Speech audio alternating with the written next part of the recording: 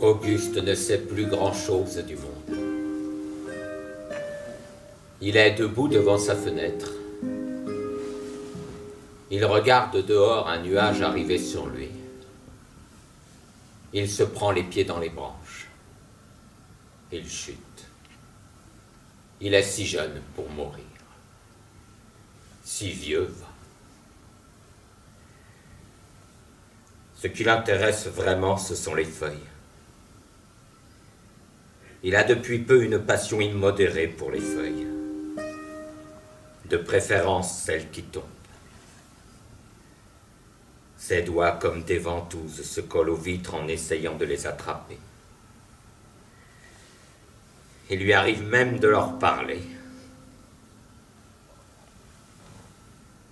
S'il parle encore, Auguste, ce n'est pas vraiment pour dire quelque chose.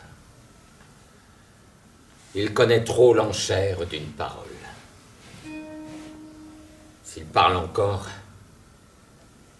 c'est pour sentir les vibrations. C'est pour vibrer à l'intérieur. Pour s'écouter vibrer. Mais ça n'a pas toujours été le cas. Du temps où il était encore vivant, Auguste aimait la parole. C'était son métier. Il comptait. Il se souvient comment les mots étaient venus à lui. Comment le grand-père, venu de Roumanie, comptait sa terre. Ce matin, une pelure d'orange lui rappelle sa vie d'avant. Avec Blanche. Il l'avait connue si petite qu'il ne se souvient même pas avoir vécu avant.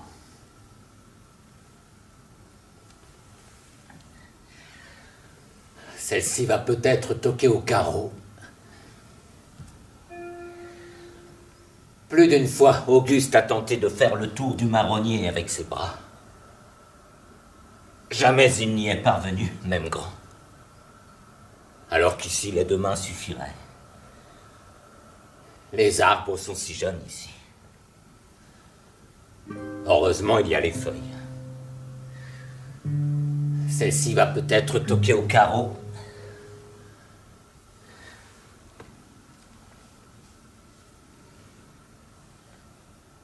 Raté.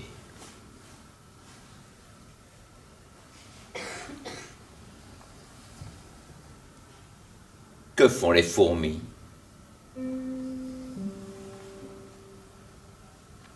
Que dansent les souches? Que ne clappe le vent? Il faudrait tout reprendre dans l'autre sens.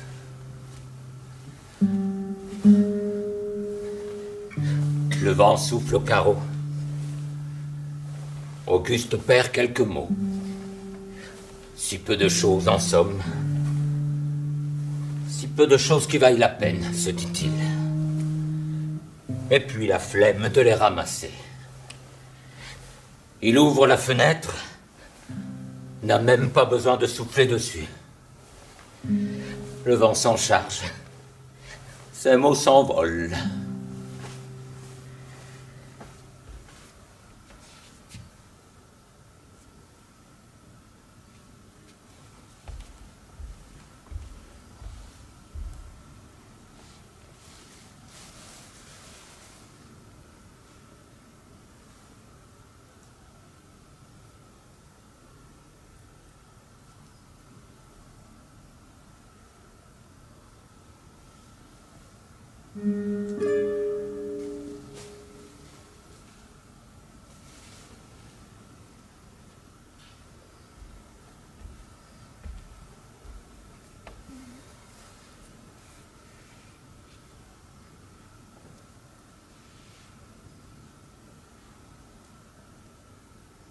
Le matin a comme un goût d'orange amère ce matin.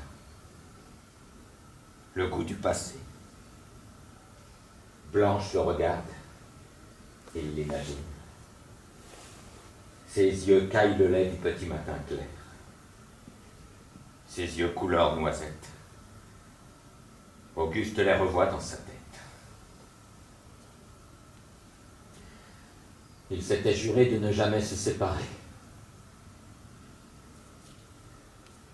Auguste a tenu promesse. Même aujourd'hui, dans cette maison de vieux, comme il dit, ils sont toujours ensemble, quelque part.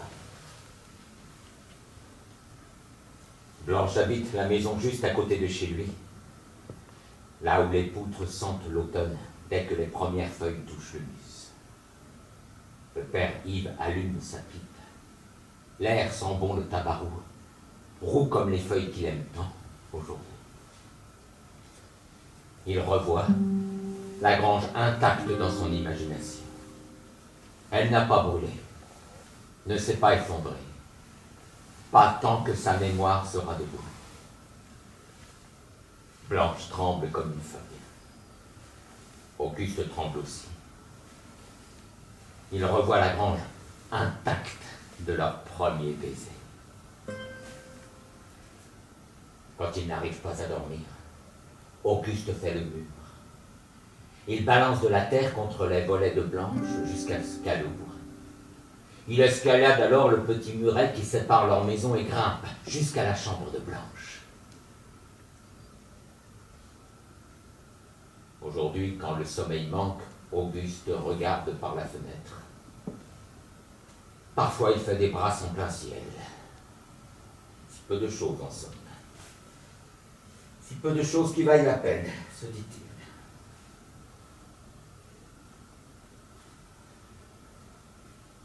Une feuille est entrée dans la chambre pendant le sommeil. Elle s'est posée sur le lit. Auguste n'a pas le temps de la saisir qu'une parole le fige sur place, coupant violemment le réel en deux. Cet auxiliaire de vie a des manières décidément rustres. Auguste n'aime pas sa façon de lui adresser la parole comme s'il était demeuré. Comme si tous les résidents de cette maison de vieux étaient demeurés.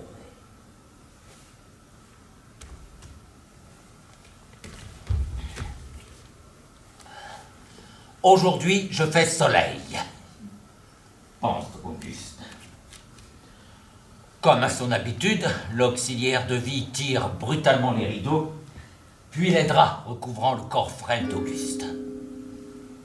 Le jour est encore debout avant...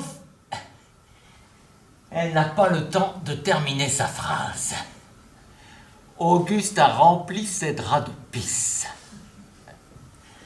Auguste n'est pas tout à fait debout, c'est vrai, mais il a déjà fait soleil, comme le jour. Et c'est déjà pas si mal pour un début de journée. L'indélicate râle et traîne Auguste sans ménagement jusqu'à la douche. Elle règle vaguement la température de l'eau et lui retire son pyjama sans précaution. Auguste se retourne âprement, il dévisage l'auxiliaire. Elle perd la face aussitôt. Elle quitte alors la pièce.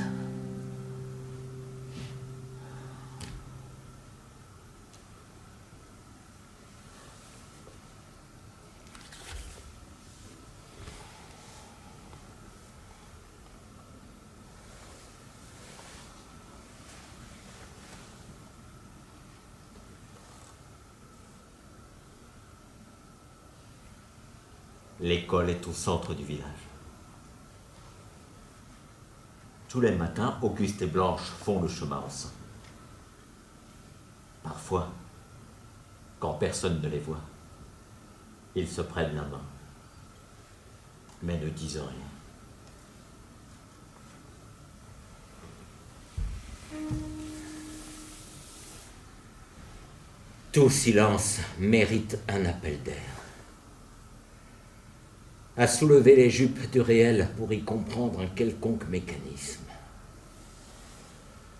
Mais Auguste le sait bien. Même le réel est imaginaire. Surtout ne pas lutter, mais plutôt se laisser glisser avec la poussière. Recevoir la lumière, posée sur un meuble, une chaise, dorée au soleil. Ne pas demander plus. Auguste expose ses particules au soleil. Ses rêves en sont d'autant plus chauds, d'autant plus dorés.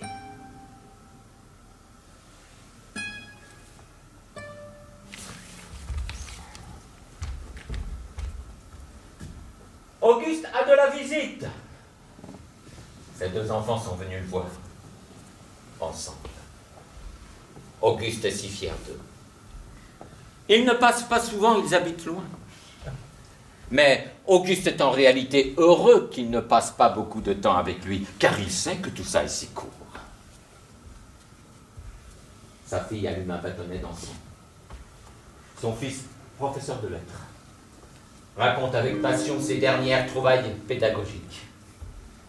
Cela rappelle à Auguste le temps où il contait des tas d'histoires aux enfants. Mais il est déjà si tard. La prochaine fois, ils viendront avec les petits.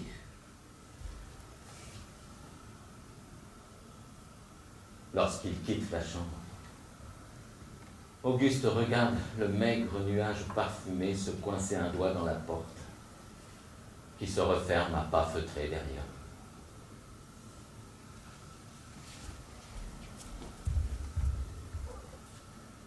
Auguste est assis face à Martha pour le repas du soir.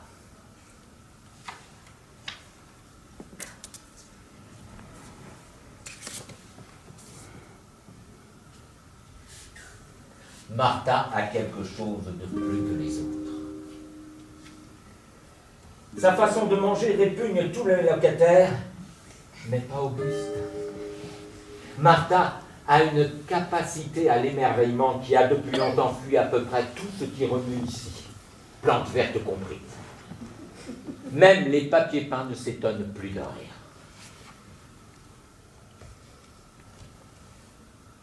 Auguste relève un sourcil. Fait danser sa fourchette au-dessus de sa tête. Raconte une histoire, sans ouvrir la bouche, tout en gestuelle.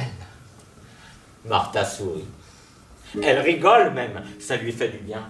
Martha est jolie quand elle rit. Avant de partir, il faudrait d'abord redevenir enfant. Ce serait là la condition première. Toute une vie à se bâtir pour se rendre compte qu'il faut débâtir une fois arrivé au bout. Bâtir repousse l'instant. Bâtir étouffe. Bâtir oblige au calcul. Bâtir occupe trop d'air, trop d'espace, trop de temps. Les choses devraient être plus simples alors que la terre étouffe. Décidément, on manque de débâtisseurs.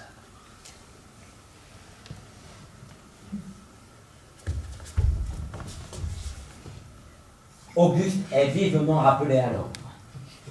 Il y a trop de bruit dans ce réfectoire. Les autres voudraient bien manger en paix.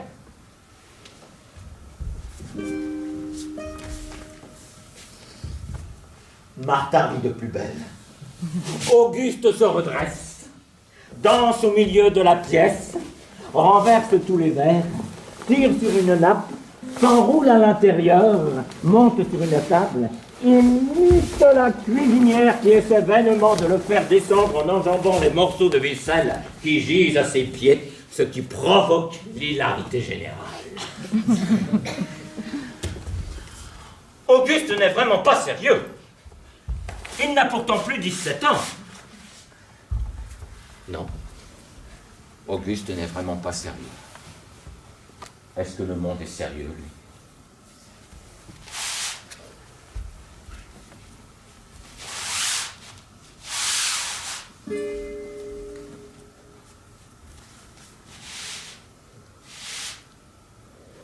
Auguste attrape le marqueur qui dépasse de la poche de la cuisinière.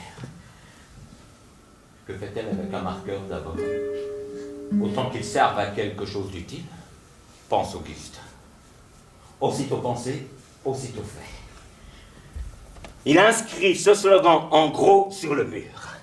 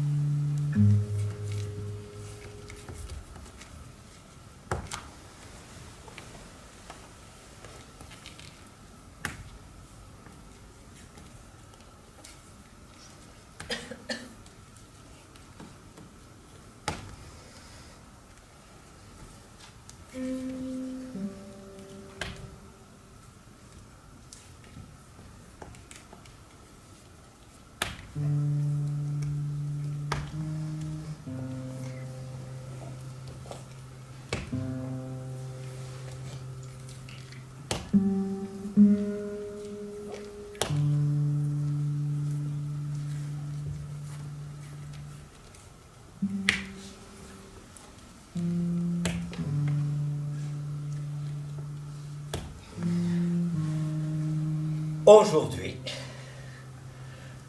demain est un autre jour. Demain, Auguste écrira demain sur le mur. Mais on n'est jamais demain.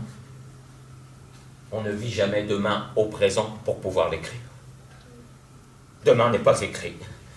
Cela fait rire Auguste. Un monde à la fois, disait Thoreau.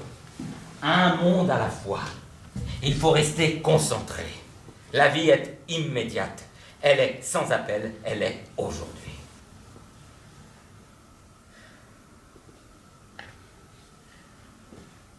Auguste s'allonge sur son lit. Ferme les yeux un instant. Rembobine la bande fragile de ses souvenirs. Appuie sur stop. Fait play. C'est là. Ils sont tous là.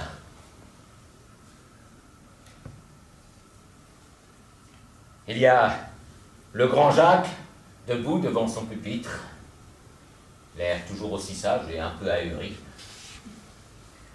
Petit Maune, son meilleur ami. Nilla, la belle blonde, que tous les garçons rêvent d'épouser en secret. Peut-être que les filles aussi. Il y a Elisabeth et Honorine, qui a encore oublié son texte et qui se marrent. Lucien et Morissette sont là aussi. Ils sont tous là. Mais la photo se trouble. Auguste ne trouve pas blanche sur la photographie.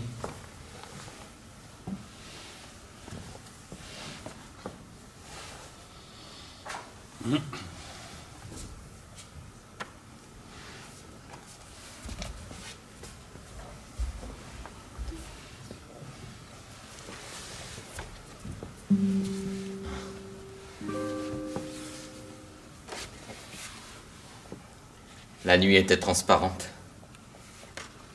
Auguste s'en souvient comme si c'était hier. Sous des silences à peine visibles, le grand-père roumain agite des mots sous la lune. C'est là toute l'initiation d'Auguste.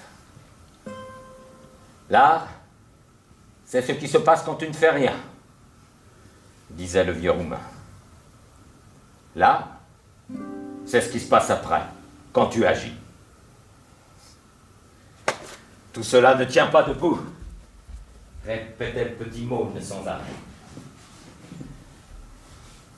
Auguste en fait de même. 80 ans plus tard, cela ne tient toujours pas debout.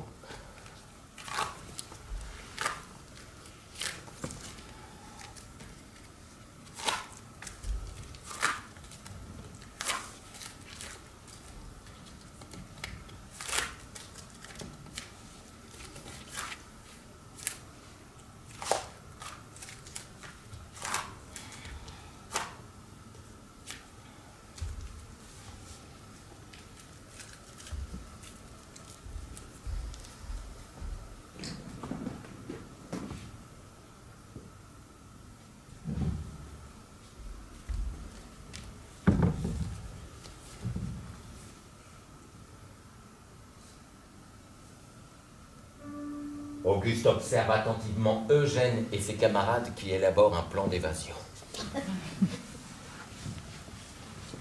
Alzheimer guérit de tout, constate Auguste, même de la vieillesse, puisqu'il nous guérit avant tout de notre mémoire. Les patients atteints de cette maladie veulent toujours s'évader et mettent au point des stratégies élaborées qu'ils oublient avant même de commencer. Cela distrait Auguste de les voir faire. Auguste les regarde surtout parce que Martha fait partie des 4 comparses. Et puis, parce que Martha adore chanter. Martha a une très jolie voix, mais elle ne se rappelle jamais des textes. Auguste, c'est l'inverse, ça tombe bien.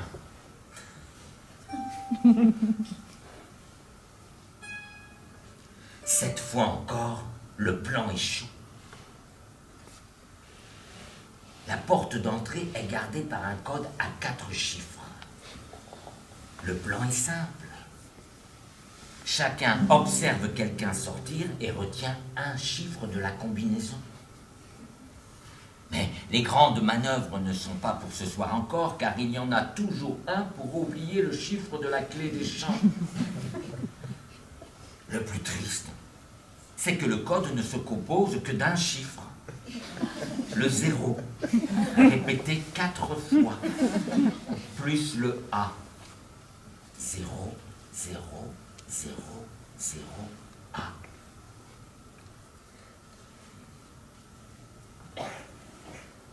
Zéro, 0, 0, 0, A.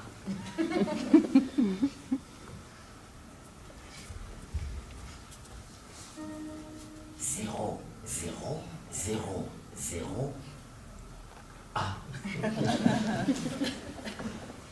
C'est la combinaison pour regagner le paradis perdu. Le 0 qui ne multiplie rien ne peut être divisé, à qui l'on ne peut rien soustraire et qui n'ajoute rien, est le A. Première lettre de l'alphabet. Retour à 0. Compte à rebours. Ironie du sort.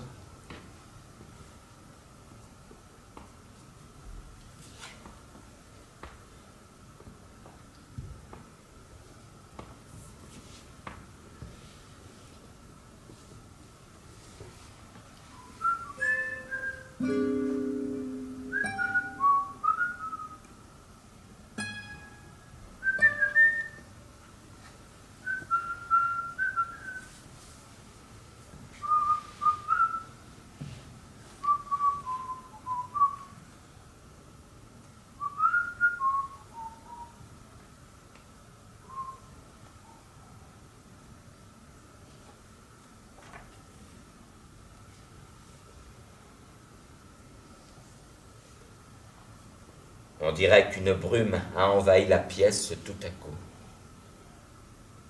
et recouvre chaque pensée d'un drap blanc,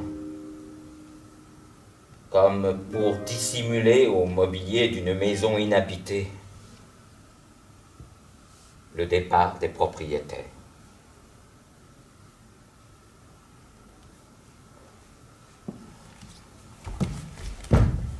C'est un grand jour.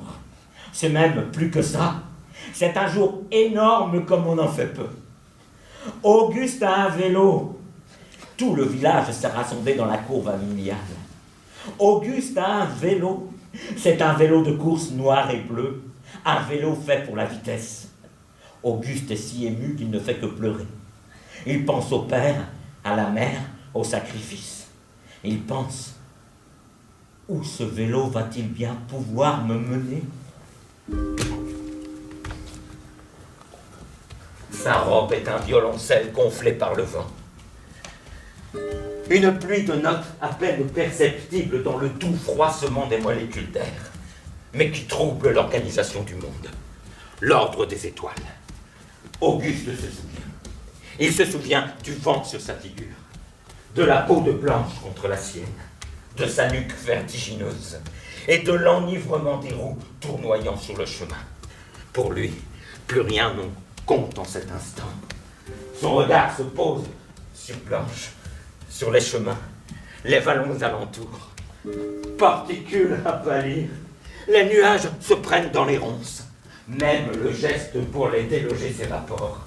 Pour lui, plus rien ne compte en cet instant que l'instant.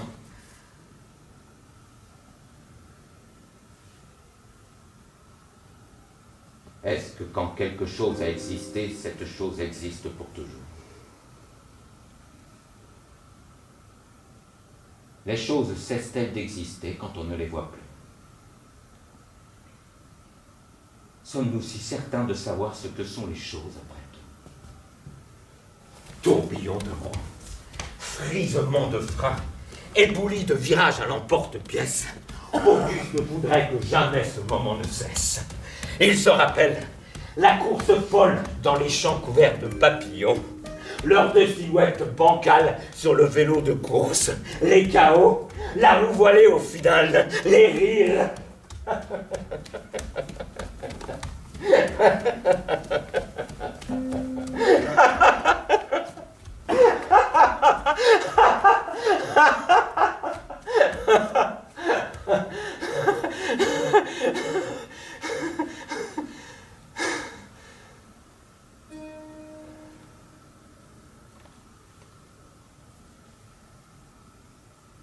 Devant sa fenêtre, on pourrait presque l'entendre bruire contre l'arbre de ses souvenirs.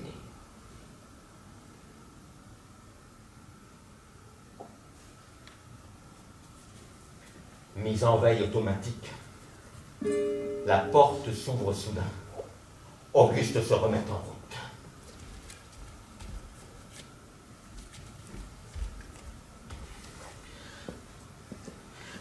C'est sa fille. Derrière elle, la directrice. Auguste ne hausse même pas les épaules. Il pense à l'effet papillon. Tant de gestes inutiles habitent notre planète. Me suis-je trouvé réellement à 18h dans la rue des Fenêtres Vertes? Cite Auguste de mémoire au tailleur beige de la directrice. Mais le tailleur beige ne semble pas connaître Yves Martin. La directrice non plus. Ne vous inquiétez pas, mademoiselle. Madame, rectifie la fille d'Auguste. Madame, oui. Nous commençons son traitement demain. Demain. Une idée germe dans la tête d'Auguste. Elle germe aujourd'hui.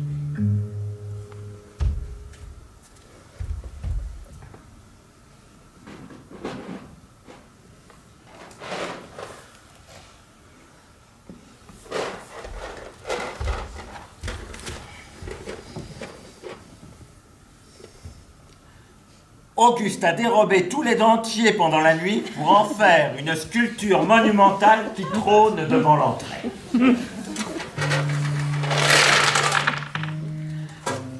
Tout le monde est à la recherche de son dentier. Pour le petit déjeuner, ça peut aller tant bien que mal, mais pour le repas du midi, ce sera une autre histoire. Eugène est le premier à trouver la construction. Il en reste bouche bée. Ses dents avec. Mais sans lui. Ce sont elles qui le regardent pour une fois. Le choc est à la mesure du monument. Il reconnaît ses dents entre mille. Jamais il n'aurait cru ça. Elles semblent vivre une vie paisible dans le yucca. Installées sur une longue feuille qui leur sert de hamac, elles se balancent doucement, sans rien demander de plus. Juste à côté du dentier d'Eugène, un autre mord la lumière à rythme régulier. Un autre encore, pendu plafond et tressaute de haut en bas dans un couinement infime. La sculpture semble vivante. Chaque prothèse est le rouage d'une mécanique bien huilée. Tout le monde est rassemblé dans le hall à présent. La directrice arrive en trombe. Elle glapit tant et si bien son mécontentement qu'elle en perd son dentier. Visiblement pris d'une envie irrésistible de rejoindre ses congénères dans le yucca. Son œuvre enfin achevée, Auguste s'en retourne à ses occupations, le sourire aux lèvres. Martha lance un défi au croc de résine de céramique. Elle rigole en montrant ses dents. toutes ses dents, dans une douceur d'ivoire provocatrice. Auguste lui répond. Il reprend position devant la fenêtre de sa chambre et observe les feuilles. Contre le carreau, la buée inquiète examine la vitre à la recherche de mots à retranscrire.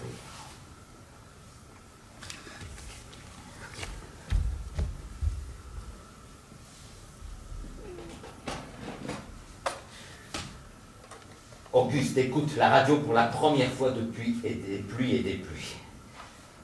Un type cause dans le poste. Il parle de géographie, de sa géographie. Gilles Lapouge, la légende de la géographie chez Albin Michel. Je n'oubliais pas mon retour à la géographie, mais je l'effectuais par des sentiers mal balisés, avec des raccourcis, avec des cours. Il faut dire que ma géographie avait de mauvaises habitudes. J'étais dans la position de ces enfants sauvages, enfants loups ou enfants panthères, qu'on rencontre par moments si l'on va dans les genres. On a beau leur distribuer les soins les plus caressants, et en effet, ils n'auront jamais une langue natale et ils marchent à quatre pattes. Je les comprenais. Pour moi, je ne pourrais jamais redresser les géographies nonchalantes, sans queue et sans tête, que je m'étais confectionné au hasard des ouvrages qui avaient abouti chez moi à l'étal de la Belle d'Épée pendant les belles saisons d'après.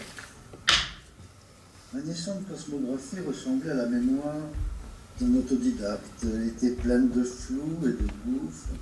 Elle ressemblait à une dame de Picasso ou même à un palais du facteur cheval, à un truc fait de pièces et de morceaux avec des clochetons du Moyen-Âge, et des parvis postmodernes, et des escaliers dérobés, et d'autres à double révolution, modèle Léonard de Vinci.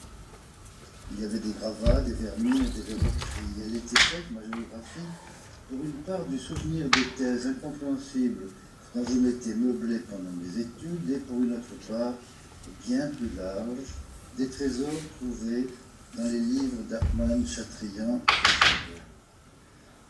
Le Tour de France des deux enfants, ce chef-d'œuvre, Stevenson et Jacques London, Fenimore Cooper ou bien Les Pelliclés, ses chefs-d'œuvre, sans oublier des lambeaux de géographie du XVIIIe siècle de la Gaule chevelue. Tout cela faisait un salmigondis que je n'avais pas le courage de redresser. D'ailleurs, je préférais mes paysages en déroute à ceux des cours de la Sorbonne. J'en avais assez de l'université. Je n'allais pas me remiser dans les amphithéâtres alors que le monde était vaste et miroitant. Je serais un géographe du dimanche, et même du dimanche de la géographie. Je me confectionnais une géographie en vrac et elle n'a pas beaucoup évolué depuis. Elle n'a jamais passé l'âge de raison, la géographie. Elle stagne dans l'âge des merveilles. C'est la géographie d'un flâneur des deux rives, mais principalement de l'autre rive. Une géographie d'images d'Épinal et de vases de Soissons. Une géographie...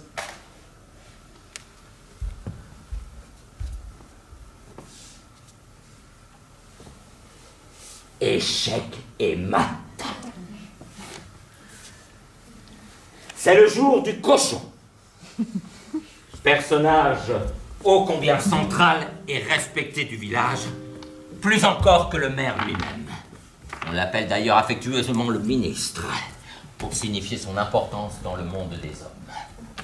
Toute l'année, il est traité en haut dignitaire. Il est parfaitement nourri, soigné, protégé. Aussi, sa mort est un événement. Bizarrement, un heureux événement. De sa chair dépend la survie de nombre de familles. Ainsi, le ministre fait l'objet d'une attention toute particulière. Sa mort, si elle est jour de fête, n'en est pas moins ritualisée, régie par un code implicite et sacré. Le père Yves rallume sa pipe, ne dit mot. C'est à lui que cette tâche est dévolue. Le statut de celui qui donne la mort au ministre est bien singulier. Il est tout aussi respecté que le ministre lui-même. Exécuter le ministre est un moment de pure magie. Le jour est soigneusement choisi en calculant les lunes. On tient compte du froid. Le froid joue un rôle essentiel dans le caillage de la viande pour faciliter la découpe. Les femmes ayant leurs menstrues sont écartées afin de ne pas faire tourner la viande si par mégarde elles la touchaient. Légendes et superstitions se côtoient le jour du cochon. Blanche crie en général plus fort que le cochon que l'on place sur la main pour l'exécution. La peur du goret transpire de chacun de ses pores.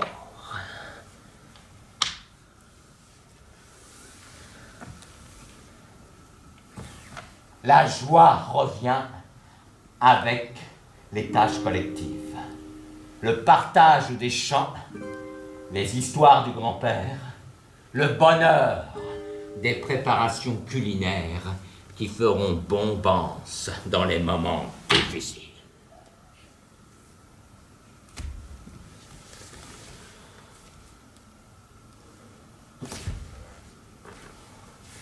La revêche auxiliaire refait surface.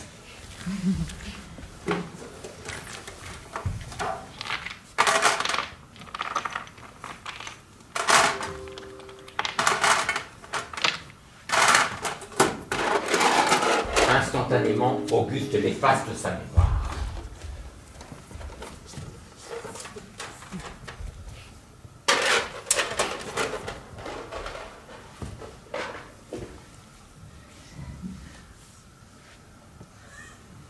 Projet. Rapprochement intergénérationnel cet après-midi. Le petit personnel est en émoi. Les enfants de la maternelle d'à côté viennent réaliser une chorégraphie et interpréter des comptines face à une forêt de sonotones immobiles. Les pauvres marmots sont là, dociles, les yeux écarquillés au rythme des lenteurs. Ceux-là sont tout prêts pour finir dans une maison de retraite à quelques souffles d'ici, se dit Auguste, et a accepté leur sort comme une fatalité. Et ça l'agace un peu, Auguste. Son regard se pose sur l'inscription « Aujourd'hui » de l'autre jour. Il se remémore Taureau et décide d'agir vite.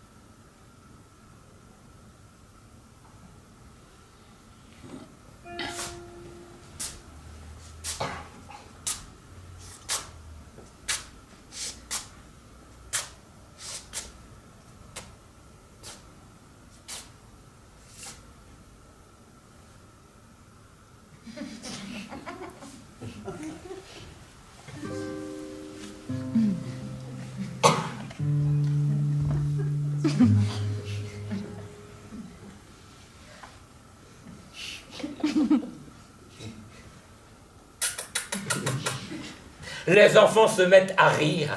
Certains essaient de se contenir, mais c'est dur. Même les plus réticents craquent. Auguste se pose en chef d'orchestre. Il mime l'institutrice derrière son dos. Elle ne voit rien. Auguste est très souple malgré son grand âge. On dirait même que c'est son grand âge qui l'a assoupli. Il épouse parfaitement les formes de la demoiselle quand elle se retourne.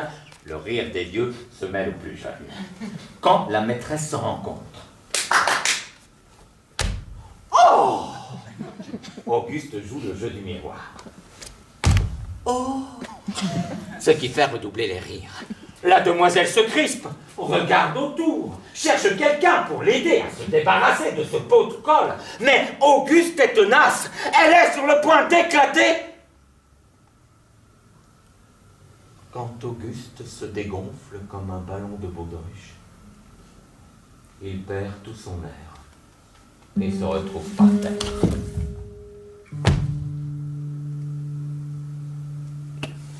La jeune femme essaye de le relever, mais Auguste est tout mou.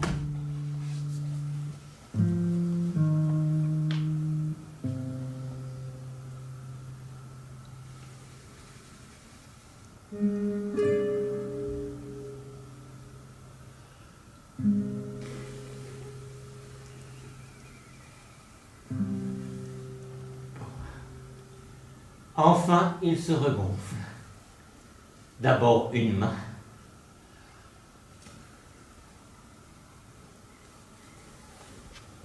puis le bras,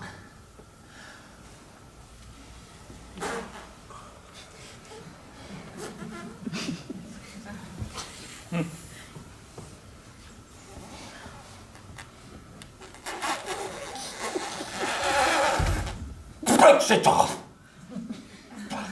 À l'instar de Buffo, le clown Coward Button cache sous sa peau, ou dans sa peau pour être plus précis, il redevient Auguste face à la jeune femme qui l'invite à danser quelque chose comme une valse fredonnée du bout des lèvres.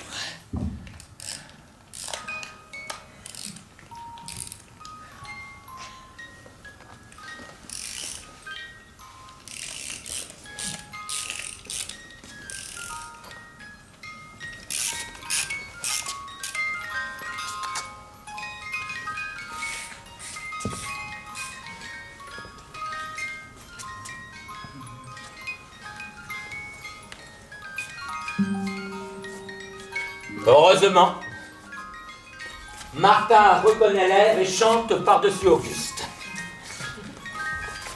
Comme elle ne se souvient que de la première strophe, et encore pas en entier, la ritournelle est un peu répétitive et obsédante.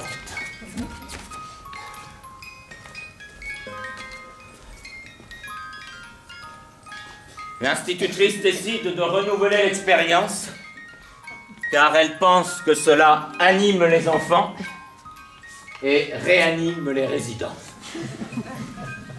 Auguste voudrait vomir ou se pisser dessus, mais il n'en a pas la force. Il se contente de se gratter le cul en s'éloignant de la salle, ce qui laisse perplexe la demoiselle.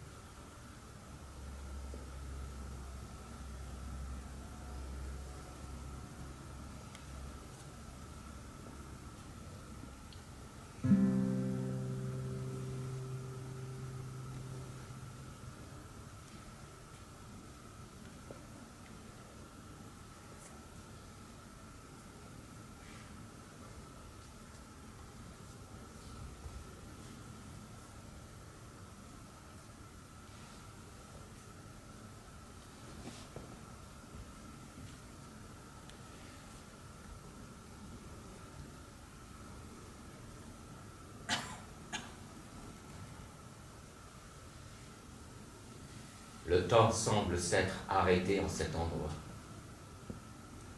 abandonnant pour l'heure ses affaires courantes. Auguste regarde une dernière fois par la fenêtre. Boum! Il y en a un qui s'est esclapatché la figure sur le gazon. On dirait un film de Charlie Chaplin. Ici, les vieux tombent au ralenti.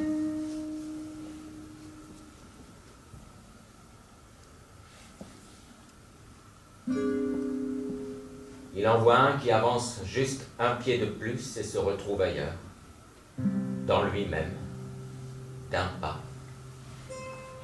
Auguste le sent qui hésite. Reculer ne servirait qu'à se perdre, d'un pas, à se perdre d'un pas, à un pas de soi, c'est tout. Alors il le voit qui ne bouge plus. Auguste part le rejoindre, mais c'est lui-même qu'il retrouve.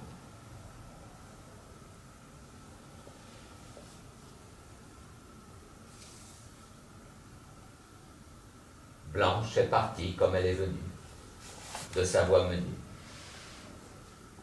Auguste jette sans les relire toutes les lettres que Blanche lui avait envoyées jadis, enveloppe comprise. Geste de papier craft, froissement de tête.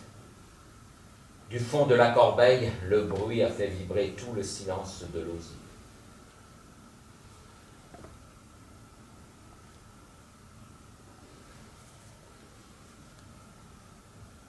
Auguste tient l'urne bien au chaud entre ses doigts. Il la serre tout contre son corps. Elle est encore chaude. Il voudrait que jamais l'urne ne refroidisse. Il la serre si fort qu'elle pourrait entrer en lui.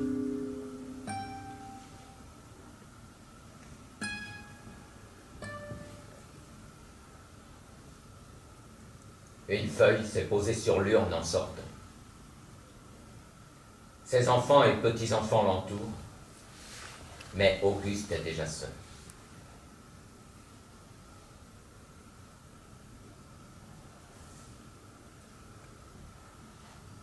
De retour chez lui, il regarde l'urne posée sur le fauteuil de Blanche en face du sien. Les murs également se dessaisissent du réel. Les murs s'en foutent. Les murs n'attendent que les fissures pour ouvrir un dialogue.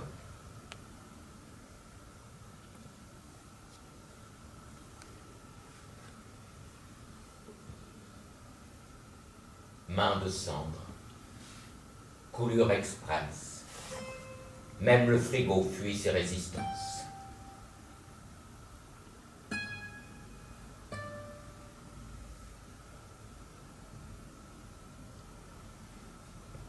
Auguste affronte la solitude. Les meubles, matin de cafetière, être aimé d'occasion, avec pour seule compagne la fleur rauque du souffle. Apprivoiser l'absence.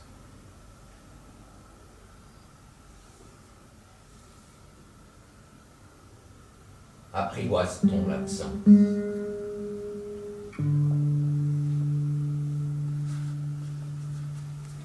Les draps froissent un peu, encore un peu les draps, comme des mots non prononcés, mais qui seraient là et qui accompagneraient les manques, sans bruit.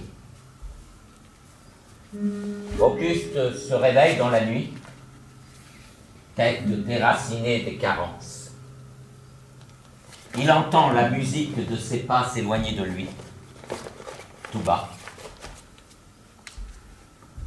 Il est temps de partir, se dit-il. Plus jamais Auguste ne reviendra dans sa maison. Un peu comme pour la rentrée des classes, ce sont ses enfants et petits-enfants qui l'accompagnent dans sa nouvelle demeure. Ils lui tiennent la main.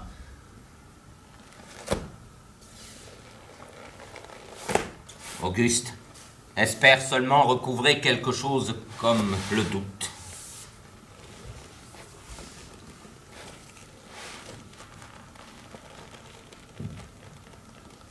La vie.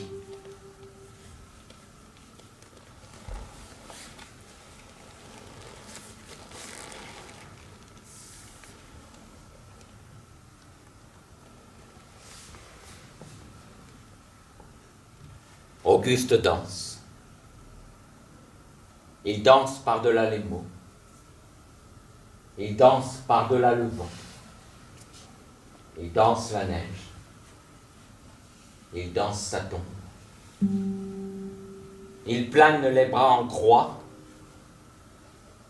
Il s'agrippe à l'ombre de Blanche qui l'agrippe par le col à son tour et il tombe. Il tombe. Il tombe. Oui. Auguste voudrait tant tomber.